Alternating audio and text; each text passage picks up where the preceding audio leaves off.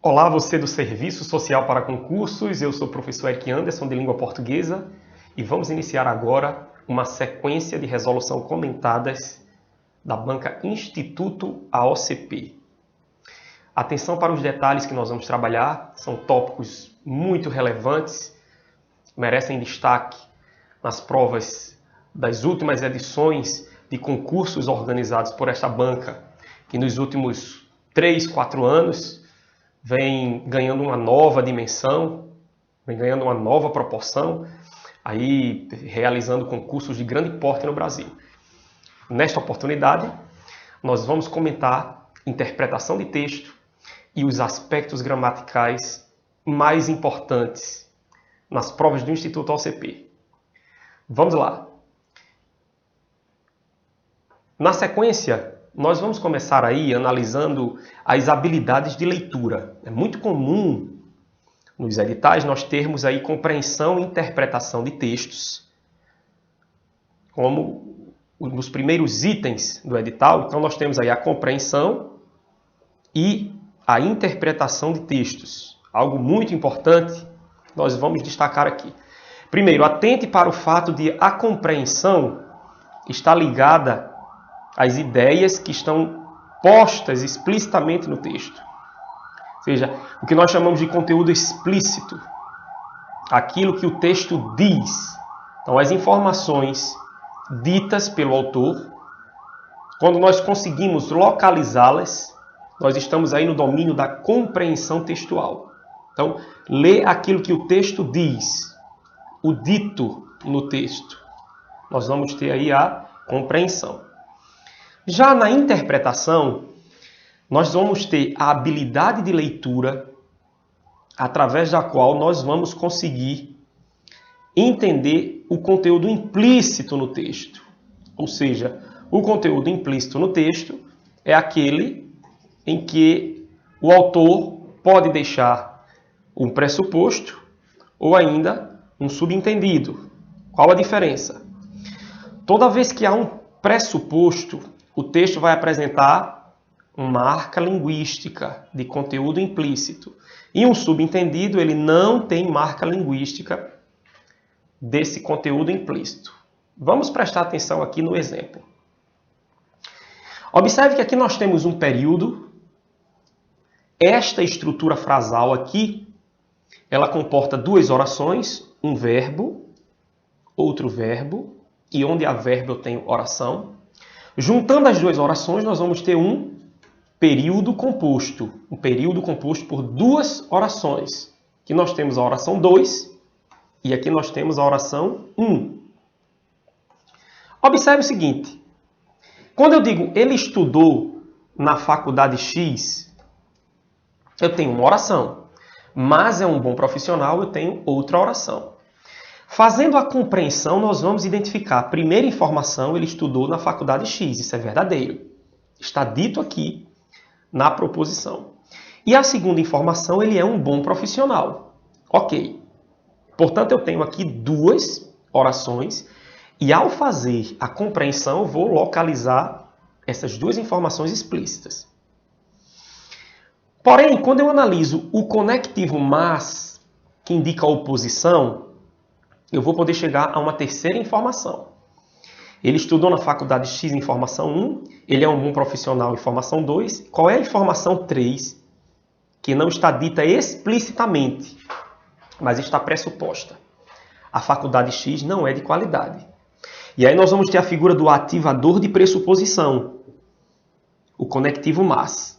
O que seria o ativador de pressuposição? Aquele elemento linguístico que vai deixar a marca do implícito. Observe, a partir de duas informações explícitas, nós conseguimos chegar a uma terceira informação implícita. Portanto, aqui ocorreu uma interpretação. Olha só, pessoal, a habilidade de interpretação textual, ela mexe com determinados procedimentos cognitivos mais complexos, como a inferência, a dedução, a nossa capacidade de tirar conclusões sem extrapolar o texto. Quando nós lemos aquilo que o texto diz e relacionamos com o que ele não diz, mas o que é possível extrair, nós estamos no domínio da interpretação de textos. Por isso é muito comum os enunciados de interpretação trazerem verbos como inferir, ou ainda substantivos como inferência, conclusão, dedução. E na compreensão é muito comum nós termos de acordo com o texto. É correto afirmar que de acordo com o autor. E aí nós vamos observar aquelas informações que estão postas na superfície do texto. Ou seja, o lado mais visível, mais perceptível na camada aí do texto, ok? Então, vamos voltar aqui para a terceira habilidade, a análise. Ora, a compreensão e a interpretação estão juntas, ligadas ao aspecto do conteúdo do texto. Ou seja, as ideias do texto. Na análise, nós vamos nos voltar para o aspecto estrutural. E aí, muita atenção, porque existem aquelas questões em que o elaborador levanta alguns aspectos como linguagem, estilo, a organização do texto, se ele é narrativo, se ele é descritivo, se ele é dissertativo, a coerência, a coesão do texto. Aí nós vamos estar aí ligados a uma questão de análise. Atente bem, ler um texto de maneira proficiente significa ter a capacidade de compreendê-lo, ou seja, o que ele diz explicitamente, interpretá-lo, ler as camadas mais subjacentes, as entrelinhas do texto e também analisá-lo. Qual o tipo de linguagem o texto empregou, qual a estrutura daquele texto, qual o gênero. Aquele texto explorou mais a linguagem figurada, mais a linguagem literal. Ainda como ele se organiza, ele é um texto narrativo, descritivo, ele é um texto dissertativo. Também são questões relevantes e que aparecem de maneira recorrente em provas do Instituto AOCP. Ok? Então, vamos dar aqui uma analisada em mais um aspecto muito importante que são os fatores de textualidade. Todo texto ele precisa apresentar coerência. A coerência textual está ligada ao plano temático, ou seja, o conteúdo do texto. Olha só, um texto ele é considerado coerente quando as suas ideias são harmônicas, são razoáveis, quando elas não entram em contradição. Ora, um texto que é feito sob a ótica da crítica à redução da maioridade penal, ele precisa obedecer a essa ideia na introdução, no desenvolvimento, na sua conclusão. Não pode o autor começar defendendo a redução da maioridade penal e concluir o texto dizendo, portanto, é necessário manter a maioridade penal, ou não reduzir a maioridade penal, porque ali ocorreria a incoerência textual. Então, a coerência está ligada a essa harmonia entre as ideias do texto. Vamos ver agora a coesão. A coesão ela está voltada para o plano da estrutura do texto. E aí o detalhe, ela pode ser sequencial e pode ser uma coesão referencial. A coesão sequencial ela se dá toda vez que nós empregamos as conjunções. Pois, portanto, mas, embora, que, se. As conjunções que ligam as orações. E a coesão referencial, ela ocorre principalmente quando nós empregamos pronomes, também alguns advérbios. O que vem a ser a coesão referencial? Observe, você será aprovada, pense nisso. A palavra nisso aqui, que resulta de uma contração entre a preposição em e o pronome demonstrativo isso, a palavra está sendo usada para retomar um conteúdo já apresentado. Então nós temos aqui uma coesão referencial. Por quê? Porque este elemento está se referindo a algum que está citado no texto. Toda vez que a referência é para trás, nós chamamos de anáfora, porque está ocorrendo uma retomada. Se a referência for para frente, será chamada de catáfora ou antecipação. Exemplo, pense nisto. Não citei nada ainda, vou citar depois. Não, pense nisto, você será aprovada. O que é que nós temos aqui no Pense Nisto? Nós temos um caso de catáfora, porque o pronome está fazendo referência a um conteúdo posto depois, ok? Vamos lá na sequência. Bom, na sequência nós vamos ter as tipologias textuais. O que são as tipologias textuais? Os modos de organização do texto. Preste atenção para não confundir tipologia e gênero textual. Todo texto lido, produzido no dia a dia, na oralidade ou na escrita, por meio dos quais ocorre a comunicação, todo e qualquer texto constitui um gênero textual. A aula é um gênero textual.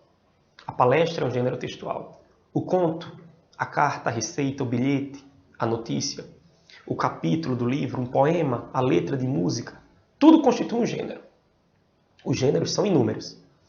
As tipologias são os modos como esses gêneros vão se estruturar. Por exemplo, a fábula, o conto e o romance são 3 gêneros diferentes, mas em comum que eles possuem personagem, narrador, enredo, tempo, espaço.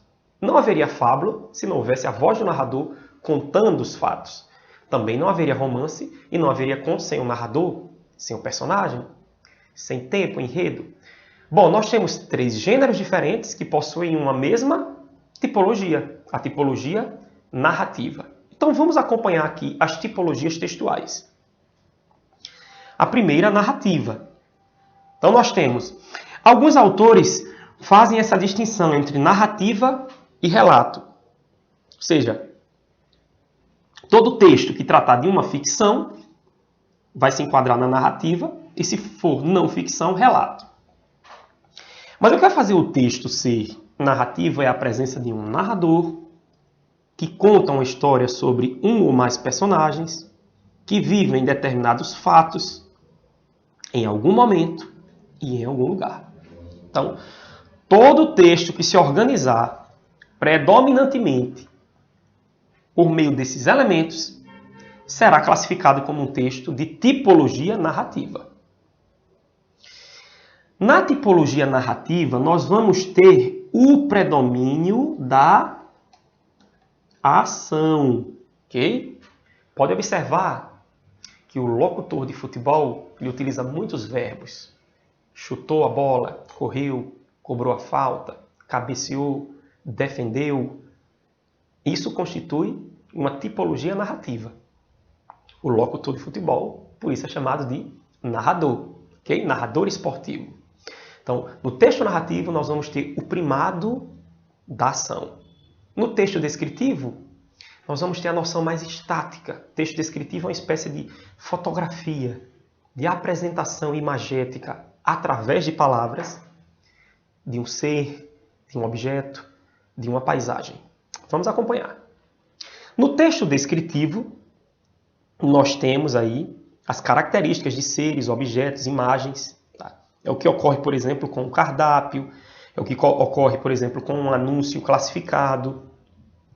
Toda vez que você quer comprar ou quer vender algum produto, você vai a um site especializado em compra e venda e está lá a descrição do produto. Então nós temos aí o texto descritivo.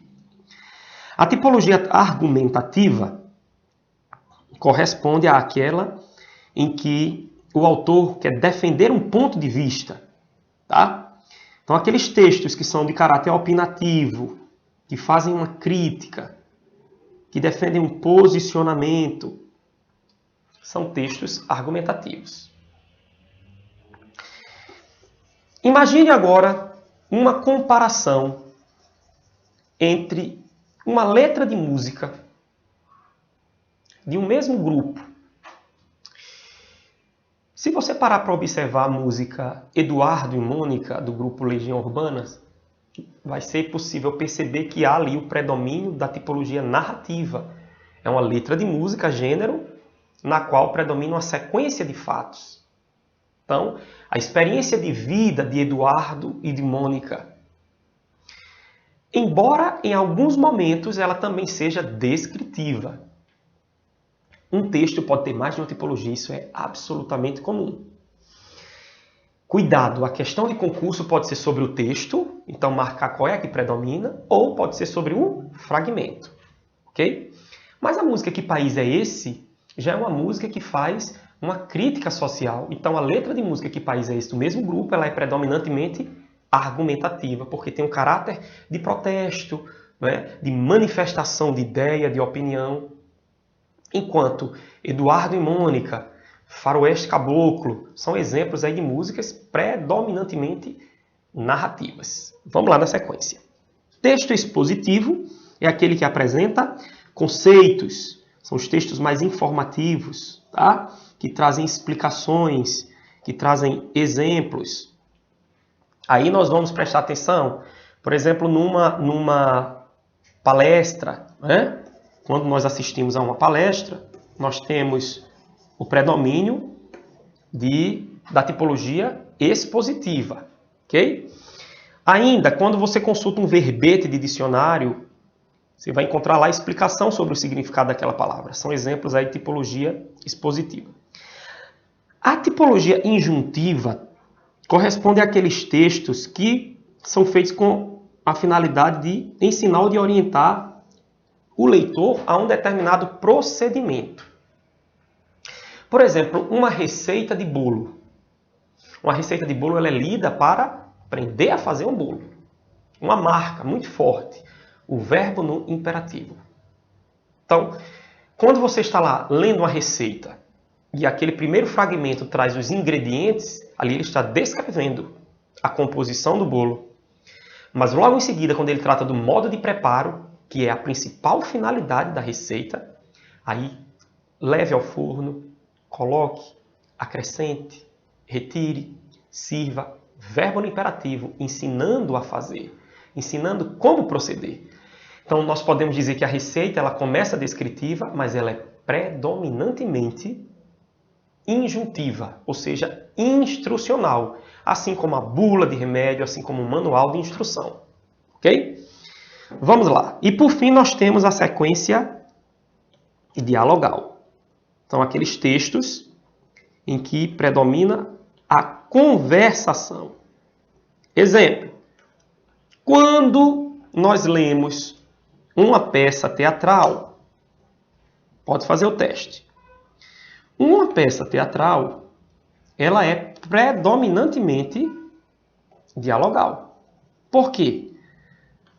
O texto do teatro. Nós vamos ter apenas os personagens conversando, interagindo, sem a presença da voz do narrador. Quando você vai ler um texto que há a presença muito forte de travessões, sinalizando o diálogo, a interação entre os personagens, esse texto é predominantemente dialogal. Então, só recapitulando, as tipologias são narrativa, descritiva, argumentativa, expositiva, injuntiva e dialogal. E aqui alguns exemplos de gêneros textuais. A carta.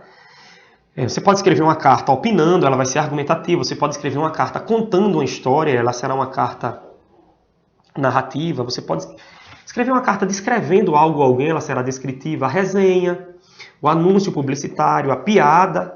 Não existe piada sem narrador, sem personagem. A aula é um gênero, crônica, o anúncio classificado, a receita. Aí são exemplos de gêneros textuais que possuem as tipologias. Bom, nós vamos agora ler um texto de uma prova recente do Instituto OCP e eu sugiro que você faça uma primeira leitura ou leia 2 vezes, porque durante o nosso vídeo nós faremos apenas uma leitura e a partir da resolução comentada das questões eu vou fazendo aqui alguns apontamentos, ok? Vamos lá. Então nós temos aí o texto intitulado Projetos e Ações Papo de Responsa. O programa Papo de Responsa foi criado por policiais civis do Rio de Janeiro. Em 2013, a Polícia Civil do Espírito Santo, por meio de policiais da Academia de Polícia, a Cadepol Capixaba, conheceu o programa e, em parceria com a Polícia Carioca, trouxe para o Estado. Então, nós temos o primeiro parágrafo aqui, fazendo a abertura do texto. Uma dica. Quando você for fazer uma prova e estiver diante de um texto longo, que é muito comum no Instituto OCP, lembre-se de numerar os parágrafos. Assim ficará mais fácil você localizar as informações e relacionar as informações que foram desenvolvidas e detalhadas ao longo do texto. Tá? Então, este primeiro parágrafo é um parágrafo de abertura, de introdução. Com ele, eu já fico ciente de que o texto vai falar sobre um programa que foi iniciado por policiais no Rio de Janeiro e acabou sendo aí reproduzido em uma outra unidade da federação, no caso o Espírito Santo. Vamos seguir aqui na leitura. O Papo de Responsa é um programa de educação formal, aliás, não formal, que, por meio da palavra e de atividades lúdicas, discute temas diversos como prevenção ao uso de drogas e a crimes na internet, bullying, direitos humanos, cultura de paz e segurança, aproximando os policiais da comunidade e principalmente dos adolescentes. Então, com esse segundo parágrafo, nós sabemos o objetivo do programa. Como ele funciona e para que ele funciona. Aproximar os policiais da comunidade e dos adolescentes. Uma maneira de fazer uma polícia mais participativa, mais interativa. Terceiro parágrafo. O projeto funciona em 3 etapas e as temáticas são repassadas pelos órgãos, pelo órgão que convida o Papo Responsa. E o órgão pode ser uma escola, igreja, associação, dependendo da demanda da comunidade. No primeiro ciclo, denominado de Papo é um Papo, a equipe introduz o tema e inicia o processo de aproximação com os alunos. Já na segunda etapa, os alunos são os protagonistas e reproduzem materiais como músicas, poesias, vídeos e colagens de fotos, mostrando a percepção deles sobre a problemática abordada. No último processo, Papo no Chão, os alunos e os policiais civis formam uma roda de conversa no chão e trocam ideias relacionadas a frases, questões e músicas direcionadas sempre no tema proposto pela instituição. Por fim, acontece um bate-papo com familiares dos alunos para que os policiais entendam a percepção deles e também como os adolescentes reagiram diante das novas informações. Então nós temos o título do texto, okay? E aqui embaixo a fonte. Polícia Civil do Espírito Santo.gov.br, projetos e ações. Muito importante observar também a fonte, ok? Principalmente quando a questão for sobre o gênero textual.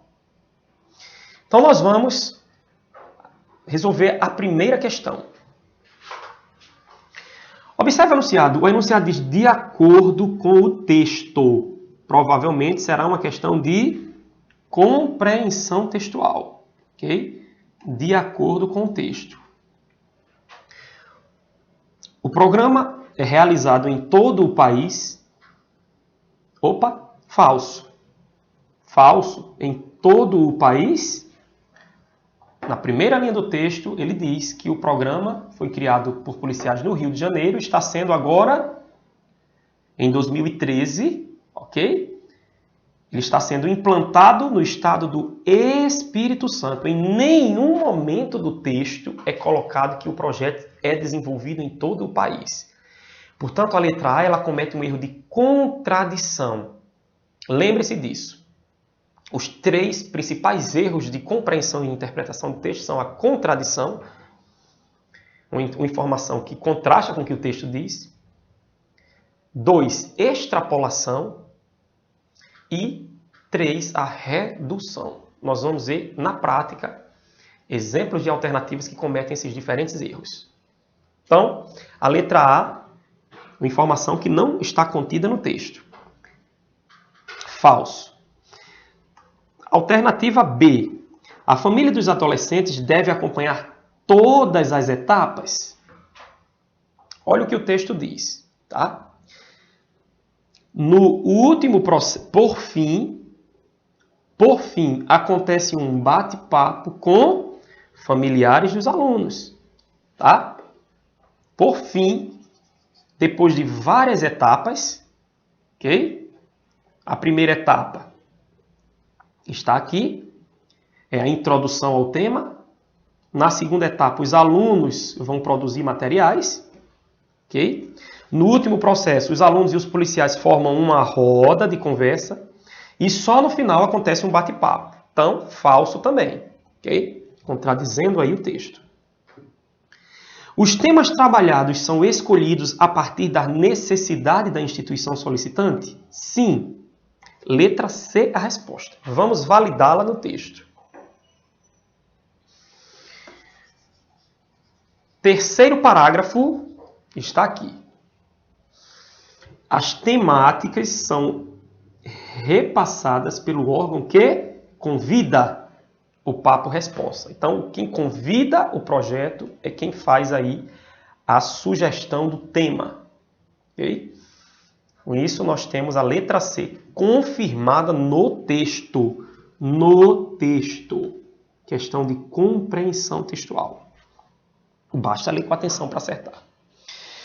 Letra D. No projeto, busca-se conhecer a perspectiva dos adolescentes para que, a partir disso, seja imposta uma forma de se comportar corretamente em sociedade. Conhecer as perspectivas para que, a partir disso, seja imposta. O texto não fala em impor comportamento ao jovem. Em nenhum momento. Ok? É discutir temas diversos como prevenção ao uso de drogas e a crimes. E a finalidade, aproximar os policiais da comunidade e dos adolescentes, mas não impor um padrão de comportamento. E a letra E, o projeto objetivo é levar os adolescentes a seguirem a carreira policial. Nós temos aqui um erro de extrapolação. Ok? Extrapolação. O que seria extrapolação? Extrapolar significa colocar ideias no texto que o autor não dá margem para interpretar, exceder os limites do texto. Então, seria realmente ultrapassar todos os limites de horizontes autorizados de compreensão, de leitura, de assimilação de conteúdos do texto. Em nenhum momento o autor sinaliza para a formação adolescente na carreira policial. Não é informação explícita nem implícita no texto. Porque até as próprias informações implícitas, elas dependem de margens que estão no texto, aqueles ativadores de pressuposição. Portanto, a letra E cometeu aí um erro de extrapolação. Confirmando aí nosso gabarito, resposta letra C de casa, validado no texto. Vamos à seguinte. Questão de número 2. O nome escolhido para o projeto revela uma variante linguística escolhida com o objetivo comunicativo de... Qual a variante linguística? Papo de responsa. Aqui está o título. Ora, observe que o nome do projeto é um nome bastante coloquial. Por quê? Para tentar aproximar o projeto do seu público-alvo. Então não adiantaria o projeto ser bonito se usar uma linguagem burocrática, erudita, preciosista. Então o papo de responsa é exatamente usar a linguagem jovem, né, na qual se abreviam as palavras, para tornar o projeto até mais atrativo. Ok? Então vamos lá à questão de número 2. É uma questão de análise. Então, ele quer disfarçar um preconceito linguístico? Não, não se trata de preconceito linguístico. Ele quer denotar expressividade ao zombar de maneira criativa? Não, de forma alguma, não há intenção de zombar. É um projeto oficial, é um projeto da polícia, é um projeto do Estado. Aproximar-se do público-alvo por meio da utilização de uma mesma variante linguística? Sim. Que variante é essa? A variante linguística aqui é a gíria.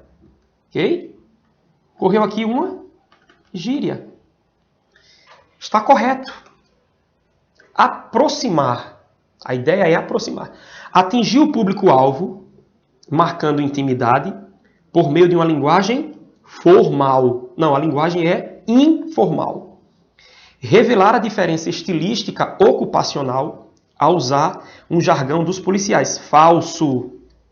Não se trata de jargão policial. Trata de uma gíria dos jovens, dos adolescentes, portanto a letra C. O jargão do policial é aquela linguagem muito comum entre os policiais, como tratar um criminoso como meliante, se referir a alguém já citado como o mesmo, né? Algo do tipo, o meliante foi detido nas proximidades do shopping, o mesmo portava uma arma. Isso é jargão de policial, é a maneira comum de os policiais se comunicarem. Não se trata de jargão policial, mas de uma gíria, ok? Com isso, nós encerramos nosso primeiro bloco de questões à OCP 2019. Até nosso próximo encontro aqui no Serviço Social para Concursos. Te espero lá!